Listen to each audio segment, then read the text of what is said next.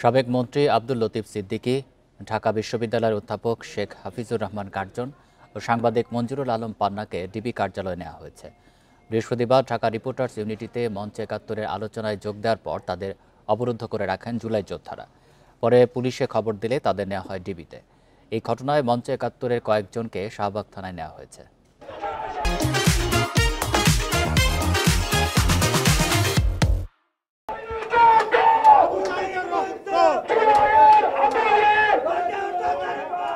এই হট্টগোল মঞ্চ ৭১-এর আয়োজিত স্বাধীনতা ও সংবিধান নিয়ে এক আলোচনার সভাকে ঘিরে।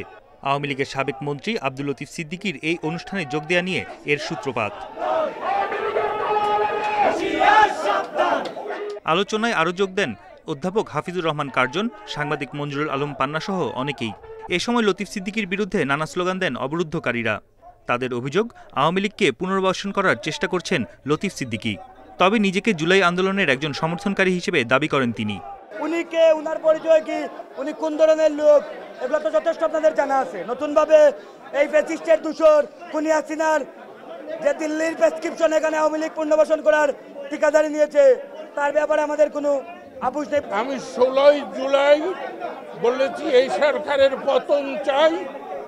বৈষম্য বিরোধী আন্দোলন যারা করছে আমি তাদেরকে ১০০ সমর্থন করি। বিবিসি শুনে রেখেন। মঞ্চ ৭১-এর আলোচনায় তাদের অবরুদ্ধ রেখে পুলিশে খবর দেয় বিক্ষোভকারীরা।